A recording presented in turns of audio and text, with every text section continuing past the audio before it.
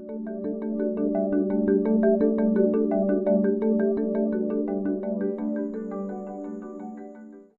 everyone, welcome to my YouTube channel. Today we're talking about thalassemias.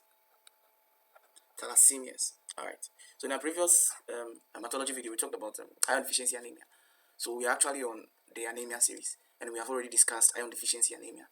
And the second microcytic anemia on our list is the thalassemias. Before I start, I'd like you to hit on the subscribe button to subscribe to this wonderful channel that gives you simple medical videos so that you can save the stress of memorizing, but rather, learn from true understanding. Alright. Now, pretty quick, before we can understand thalassemia, first of all, we should understand the structure of the hemoglobin so that it will enlighten our understanding on what thalassemia looks like. So, we know that the RBCs contains the hemoglobin. And hemoglobin is a quaternary protein with 4 globulins, and then we have iron moiety with hem, also part of the structure. So let's consider this to be our hemoglobin. We have alright. So you can see we have 4 different chains. In the normal hemoglobin, there are alpha chains. Then we have beta chain. So it's normally represented as 2 alpha, 2 beta. Alright. So this tells us that it's a protein, it's a quaternary structure. So the hemoglobin itself consists of the hem portion and then the globin portion. So the globins, we have the alpha globulin, beta globulin, we have the delta, then we also have the gamma. Alright, so alpha, beta, gamma, delta hemoglobins. And then the hem, we also have the hem A plus the ferrous ion to give us a hemoglobin. This one is also known as the protoporphyrin IXA. So this one combines with the ferrous ion to form the hemoglobin. Alright. And then for the globulin side, we have alpha, beta, delta, gamma. So this is how the hemoglobin structure looks like. Alright. Now let's talk briefly about the different types of hemoglobins we have. So based on electrophoresis and the structure of the globulin, there are different types of hemoglobin. So we have hemoglobin A, hemoglobin A2, hemoglobin S, hemoglobin C, hemoglobin E, hemoglobin H, and hemoglobin F. There are a lot of them, but we are going to focus on these ones. So the type of hemoglobin is determined by the globulin structure. So for instance, in hemoglobin A, we have alpha 2 and then beta 2. So we have 2 alpha chains and 2 beta chains, and this qualifies hemoglobin A to be the most normal hemoglobin because it is found in about 98% of the adults. Yeah, it consists of about 98% of adult hemoglobin. Then we also have hemoglobin A2. The hemoglobin A2 consists of the alpha chain and then the delta chain. So 2 of the alpha chains and then 2 of the delta chains. Then we have hemoglobin S. Now in hemoglobin S, it consists of the alpha and then the beta. But in the beta, there is a mutation. In this beta 6 position of the globulin chain, there is a mutation that causes a change from normal hemoglobin A to hemoglobin S. So this mutation occurs at the 6th position of the beta chain, and it actually converts glutamine. So on the 6th position, the nucleotide there forms the protein glutamine, which is mutated to valine. So this mutation changes the normal hemoglobin to what? From hemoglobin A to hemoglobin S. Now in hemoglobin C2, we have alpha 2, beta 2. But there is also a mutation at the beta 6 position, and this mutation is from glutamine to what? To lysine. And then we also have hemoglobin E. Hemoglobin E2, there's alpha 2, beta 2. And in hemoglobin E2, there is also a mutation that converts the nucleotides from still glutamine to lysine. And then we have hemoglobin H. So in hemoglobin H, so this one we have a beta 26th position, which converts glutamine to lysine to give us the hemoglobin E. Then in hemoglobin H, there is a complete substitution of the alpha chain. So we have 4 of the beta chain represented. That gives us the hemoglobin H. And for the hemoglobin F, we have the alpha 2 chain. Then we have the gamma 2 chains. So this are the various forms of hemoglobin. Now understanding this will make you understand what thalassemia actually is.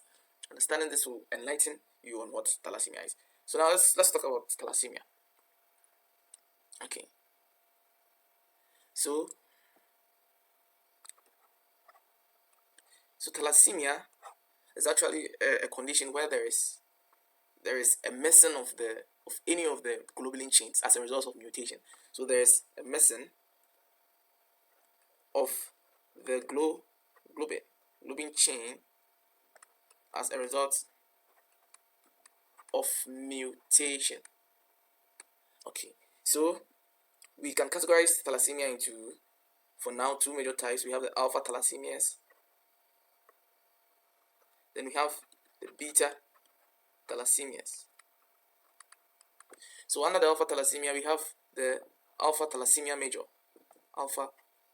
thalassemia major. We have the silent carrier. We have alpha thalassemia minor. Then we have alpha thalassemia trait. So under the beta thalassemia, we have 3 types of the beta thalassemia. So we have the beta thalassemia intermediate.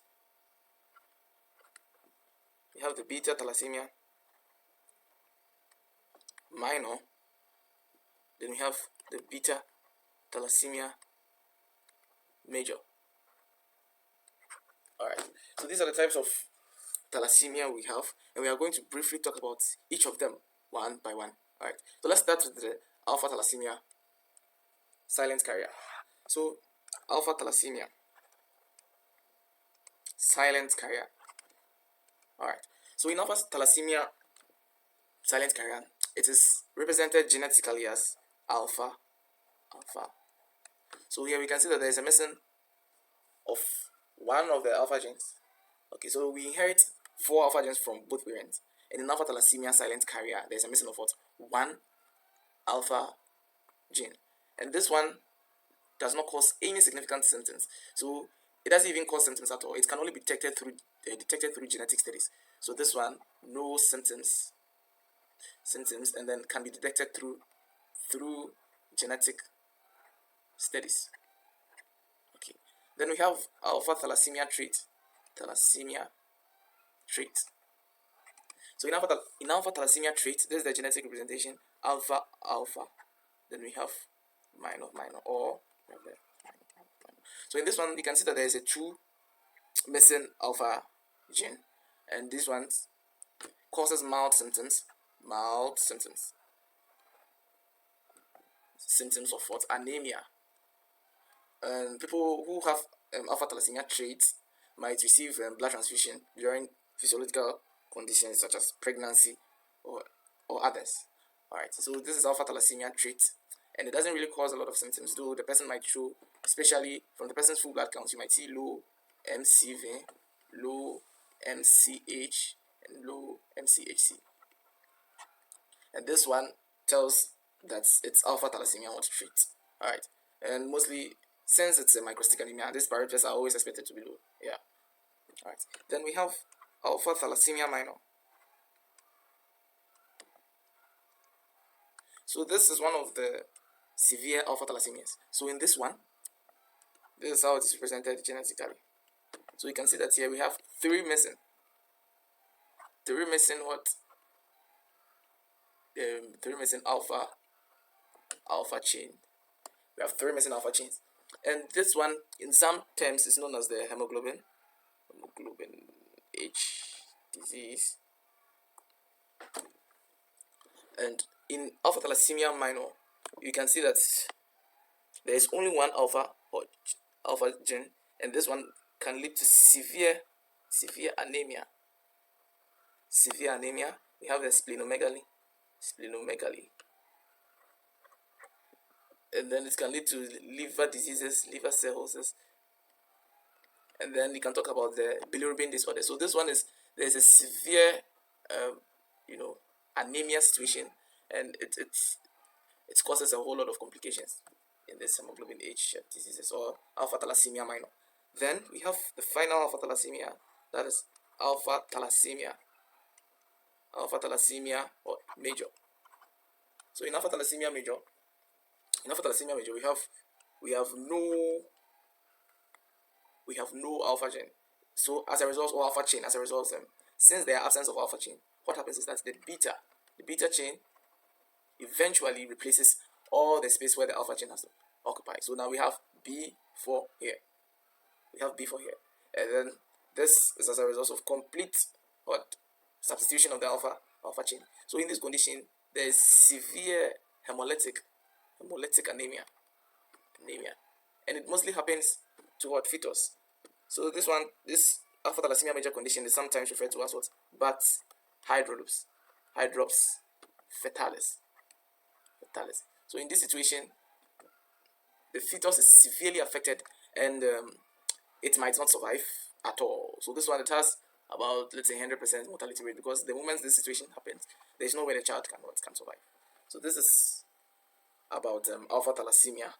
Now let's go to the beta thalassemias.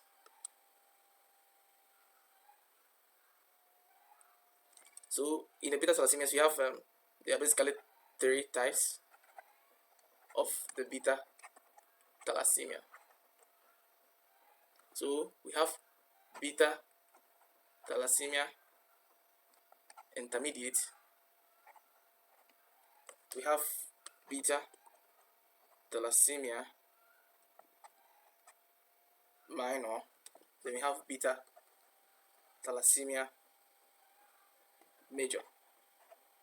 So in beta thalassemia, there's actually a missing beta chain that causes the beta thalassemia. Alright, so let's begin with the beta thalassemia minor. So in beta thalassemia minor, there's just a missing of just one of the beta chains.